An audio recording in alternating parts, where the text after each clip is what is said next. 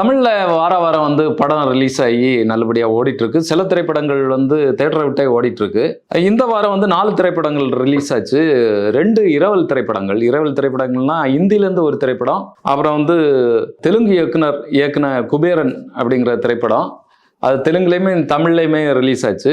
அது மாதிரி பார்த்தீங்கன்னு சொன்னால் சென்னை சிட்டி கேங்கர்ஸ் அப்படிங்கிற திரைப்படம், அப்புறம் அதர்வா நடித்த டிஎன்ஏ அப்படிங்கிற திரைப்படம், இப்படி 4 சினிமாக்கள் வந்து வந்திருக்கு.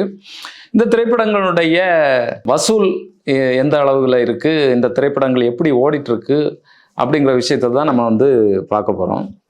சென்னை சிட்டி கேங்கர்ஸை பொறுத்த அளவில் ஒரு கதை எடுத்துக்கிட்டு 2 இயக்குனராக சேர்ந்து அங்கேயும் எங்கேயும் பிடிச்சி இழுத்து ஒரு அளவில் செட் பண்ணி அந்த படத்தை வந்து எடுத்திருக்காங்க.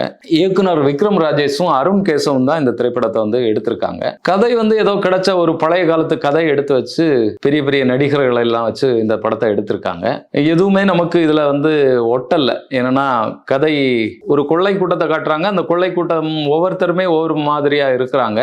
அது என்ன சொல்லணும்னா ஒரு சோப்லாங்கி கொள்ளை கூட்டம். அந்த கொள்ளை கூட்டத்தில் 2 பேர் போய் வந்து ஏற்கனவே நடந்த ஒரு விஷயத்துக்காக பணத்தை திருடி அதை வந்து சரி பண்ணுறதுக்காக ஈடுகட்டுறதுக்கான ஒரு விஷயத்த வந்து மேற்கொள்கிறாங்க. ஆனந்த்ராஜ் சார், வைபவ், ரெடின் கிங்ஸ்லி, ஹுசைனி, இளவரசு சார், இந்த மாதிரி ஒரு பெரிய ஒரு பட்டாளம், மிகச்சிறப்பாக நடிக்கக்கூடிய நகைச்சுவை நடிகர்கள் ஏகப்பட்ட நபர்கள் இருந்தாலும் நகைச்சுவை வந்து வரல. நம்ம தான் நொந்து போய் நம்ம வந்தோம். இந்த திரைப்படத்தினுடைய கலெக்ஷன் பார்த்தீங்கன்னு சொன்னால் ஒரு 10 லட்சம் ரூபா அளவுக்கு தான் முதல் நாள் வெள்ளிக்கிழமை வந்து கலெக்ஷன் ஆயிருக்கு. 2வது நாள் கலெக்ஷன் வந்து தெரியல, எவ்வளோன்னு தெரியல. இது தொடர்ந்து தியேட்டர்களில் இருக்குமா அப்படிங்கிறதே சந்தேகமாக தான் இருக்குது. அந்த அளவில் தான் இந்த சென்னை சிட்டி கேங்கர்ஸ் திரைப்படம் வந்து போயிட்டுருக்கு. மிக மோசமான லெவலில் அவங்களுடைய இது இருக்குது. 2வது டிஎன்ஏ அப்படிங்கிற திரைப்படம் அதர்வா, நிமிஷா, அப்புறம் வந்து சேத்தன் சாரு, விஜி, பாலாஜி சக்திவேல் டைரக்டர், இப்படி பலரும் நடிச்சிருக்கக்கூடிய ஒரு திரைப்படம். அது பெரும்பாலும் வந்து நல்ல ஒரு ரிவ்யூ தான் வந்து இதுக்கு கிடைச்சிட்டு இருக்கு. இந்த திரைப்படத்திற்கு முதல் நாளை காட்டிலும் 2வது நாள் வந்து இதுக்கு வந்து ஆடியன்ஸுடைய கூட்டம் வந்து அதிகமாக இருக்கு. ஏன்னா ஒரு வித்தியாசமான ஒரு கதை அம்சம், இது கதை அம்சம். இன்னொன்று நடிகர்களுடைய நடிப்பு, அதை எடுத்திருக்கக்கூடிய விதம். இன்னும் சொல்லப்போனால் அதர்வாவுக்கு வந்து இது வந்து ஒரு சிறப்பான, ரொம்ப நாளைக்கு பிறகு ஒரு நல்ல ஒரு திரைப்படமாக வந்து இது அமைஞ்சிருக்கு. அதில் நடிச்சிருக்க எல்லாருமே வந்து வெகு சிறப்பாக நடிச்சிருக்காங்க. பாலாஜி சக்திவேல் அவர்கள் நல்லா நடிச்சிருக்காங்க, சேத்தன் அவர்கள் நல்லா நடிச்சிருக்காங்க. எல்லாமே உங்களுக்கு நம்பும்படியாக நல்ல நேர்த்தியாக இந்த திரைப்படம் இருக்கு. நிமிஷா அவர்கள் சொல்லவே வேண்டாம், அற்புதமான நடிப்பு, அருமையான நடிப்பு. அந்த அளவுக்கு சிறப்பான திரைப்படம் இது. இதனுடைய வசூல் பார்த்தீங்கன்னு சொன்னால் இந்த 2 நாளுமே 1 கோடி ரூபாயை தாண்டி இருக்கு. ஆனால் பெரிய அளவுக்கு நல்லா இருக்கே படம் அப்படின்னு சொல்லக்கூடிய திரைப்படம் தான். ஆனால் நினைச்ச அளவுக்கு அந்த வசூல் வந்து வரல. வரக்கூடிய நாட்களில் வந்து இந்த வசூல் அதிகரிக்கும், இந்த படத்துக்கான கூட்டம் அதிகரிக்கும் அப்படின்னு சொல்லி நினைக்க தோணுது. இது ஒரு நல்ல திரைப்படமாகத்தான் இருக்கு. ஒரு கலவையான விஷயங்கள் இருக்கு. நெகட்டிவ் பெரிய அளவில் இல்லை. இந்த திரைப்படம் வரக்கூடிய நாட்கள்ல நல்லபடியாக ஓடும் அப்படின்னு சொல்லி நம்ம எதிர்பார்க்கலாம். அப்புறம் சித்தாரே ஜமீன் பர் அப்படிங்கிற ஒரு இந்தி திரைப்படம். இது வந்து அமீர்கானை வந்து தயாரிச்சிருக்கிறாரு. RS பிரசன்னா வந்து இந்த படத்தை வந்து இயக்கியிருக்காங்க.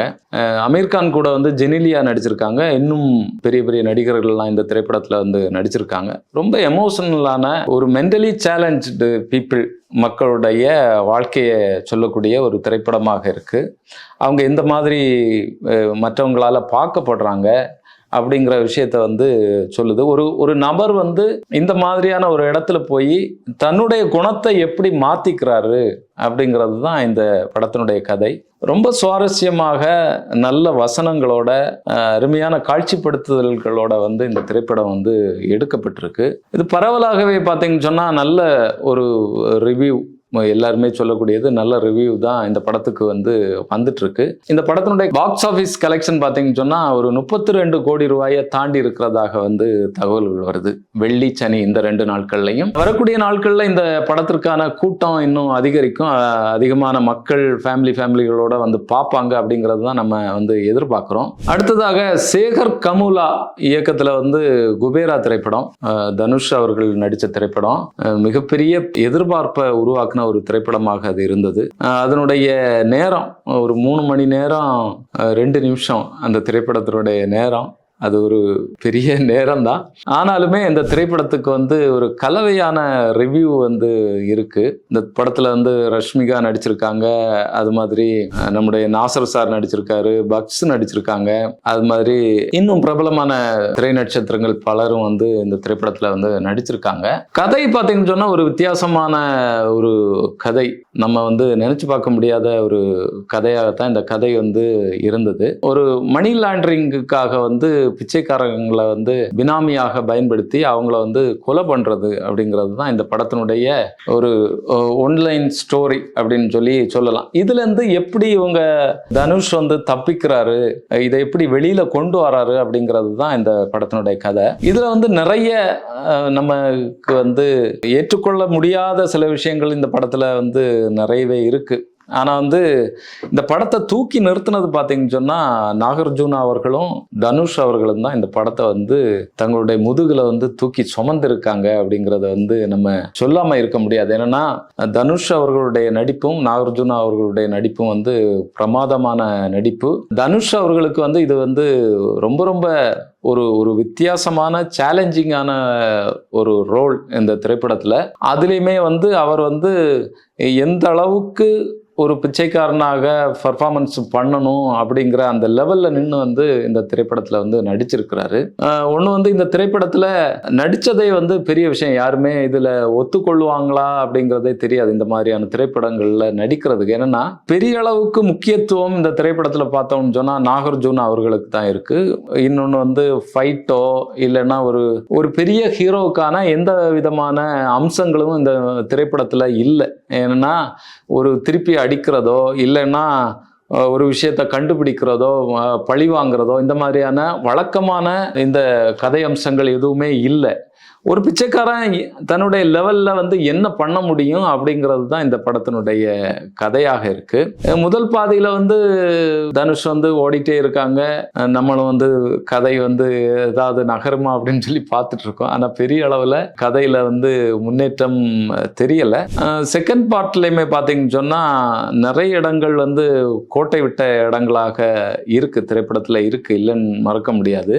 நிறைய ஷார்ப்பாக்க வேண்டிய விஷயங்கள் இந்த திரைப்படத்தில் நிறையவே இருக்கு.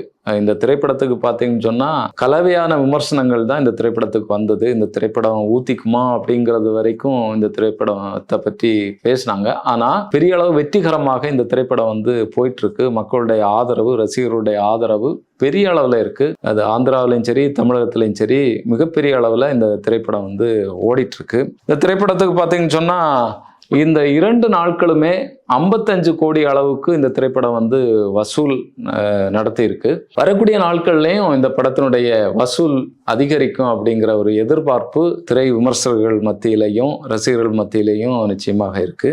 எஸ், இப்போ 4 திரைப்படங்கள் வந்திருக்கு. அந்த 4 திரைப்படங்கள்ல 3 திரைப்படங்கள் வந்து ஓகே வெற்றி திரைப்படங்களாக அமைஞ்சிருக்கு அப்படிங்கிறது தான் நம்மளுடைய பார்வையாக இருக்கு. சென்னை சிட்டி கேங்கஸ் திரைப்படம் மட்டும் கோட்டை விட்டுட்டாங்க. அதனுடைய வேலைகளை வந்து சரியா பண்ணலை. இவ்வளோ பெரிய பட்டாளம் இருந்த பிறகும், இவ்வளோ பொருள் செலவில் எடுத்த பிறகும் கதை அம்சமோ அதை எடுத்த விதமோ சரியில்லாததுனால இந்த திரைப்படம் பெரிய அளவில் இல்லை, பார்க்கும்படியாகவோ பேசும்படியாகவோ இந்த திரைப்படம் இல்லை. மற்றபடி வந்து இந்த வாரத்தை பொறுத்தளவில் வந்து நல்ல வாரமாகத்தான் இந்த வாரம் அமைஞ்சது திரைப்படத்தை பொறுத்த அளவில். வரக்கூடிய நாட்கள்லையும் நல்ல திரைப்படங்கள் வரட்டும். அதன் மூலமாக புதிய மாற்றங்கள் திரைப்பட உலகத்திலையும் நல்ல சினிமாக்களும் வரணும் அப்படிங்கிறத கேட்டுக்கிட்டு இன்னொரு வீடியோவில் வந்து நம்ம சந்திப்போம். தொடர்ந்து ஆதரவு தாங்க. வணக்கம், நன்றி.